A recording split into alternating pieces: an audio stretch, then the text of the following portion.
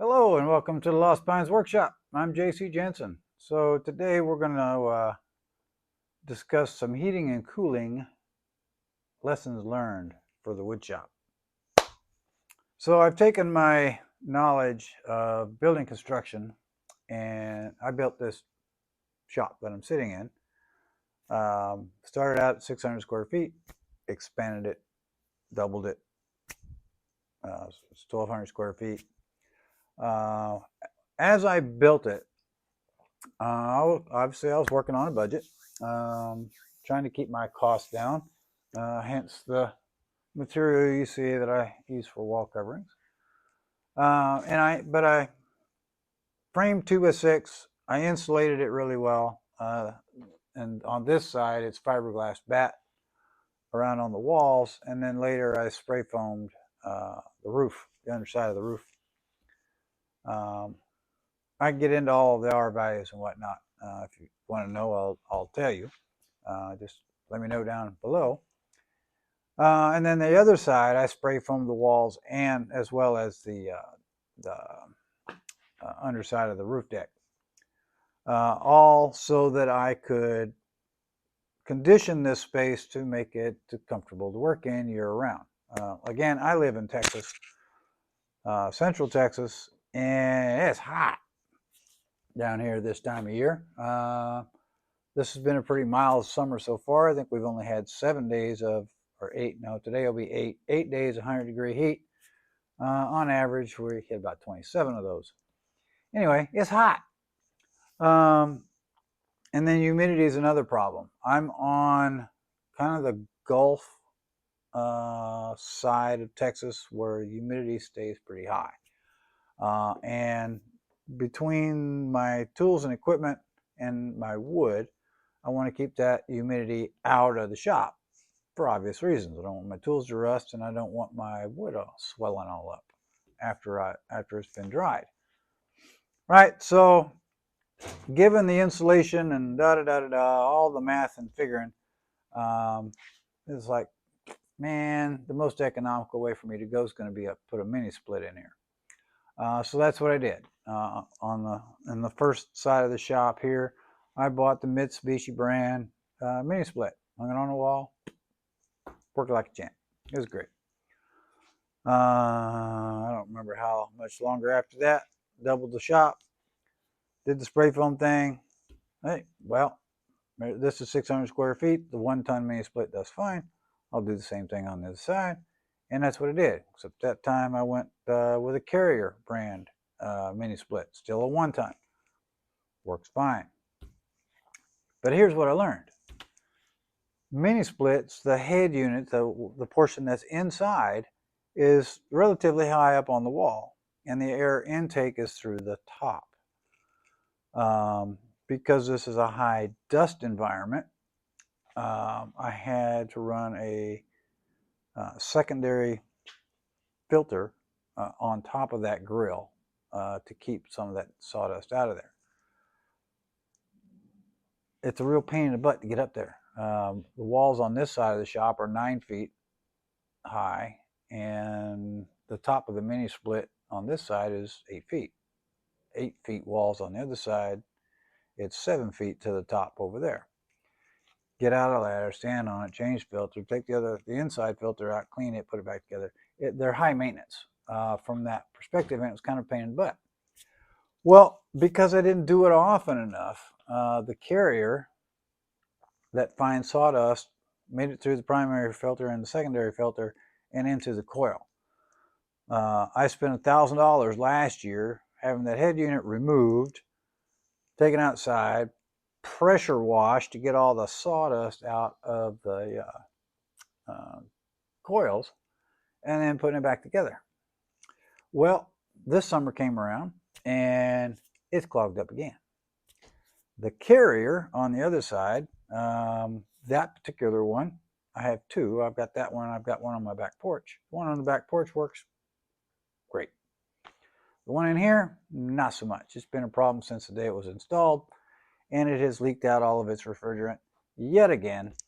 And I finally said, you know what, enough's enough. I need a more maintenance-friendly system that can tolerate this environment with a filter that's easy to get to and easy to change.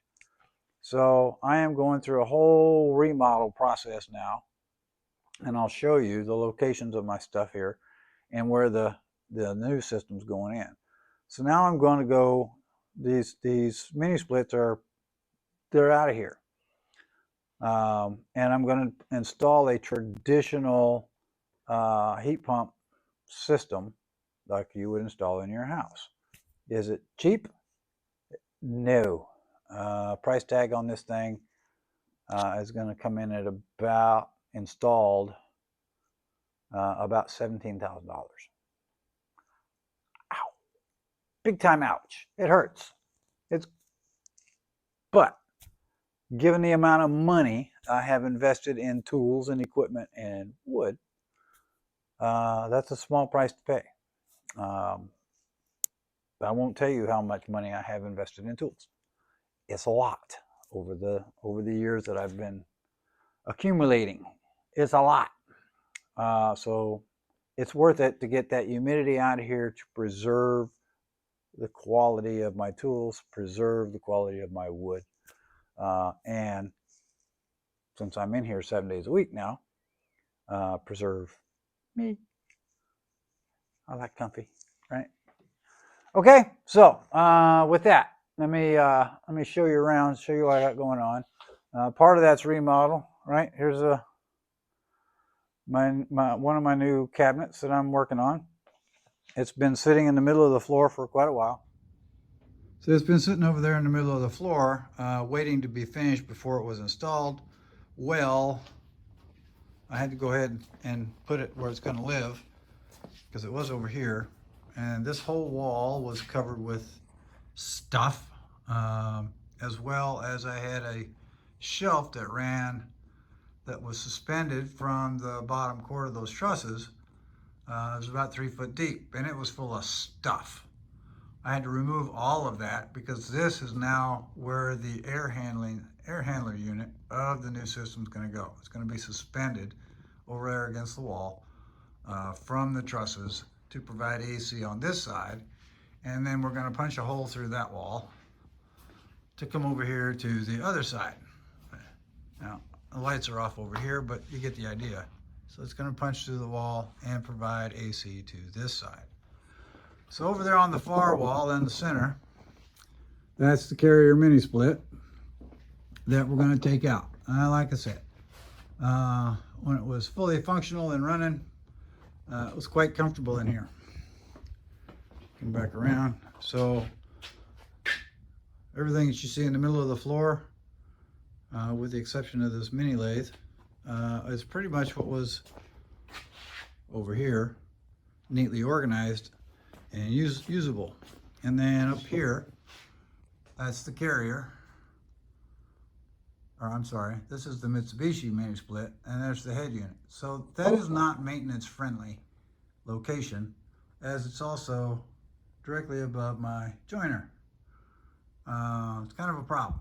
So what are my lessons learned? Well, I learned that having mini splits in a wood shop is a terrible idea. Do they work?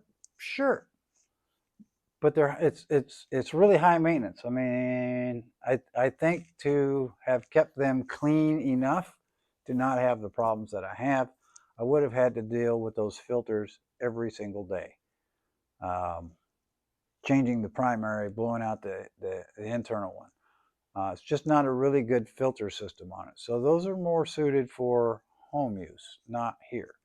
What I'm installing and what you'll see, and I'll do a follow-up video on this later after I get the new unit installed, but the location, it's going to have the standard, the new standard 4-inch thick air filter in it.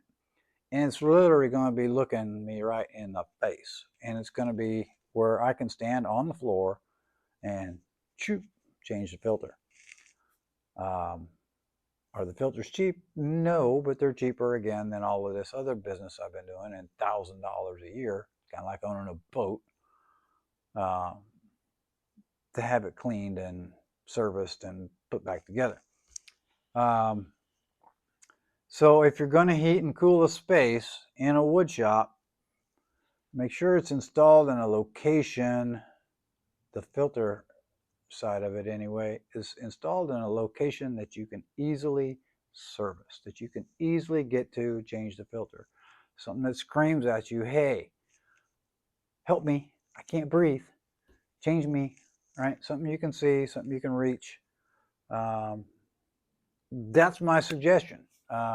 That's going to save you, in the end, a whole lot of money. I don't know how much money I'm now throwing away by having those two mini splits removed, but I know how much money I'm spending to get a system in here that's going to work. And I had a very long discussion with my professional AC guy as to how we're going to set this up to facilitate comfy in here as well as maintenance. So learn from my costly mistake, and we'll see you down the road.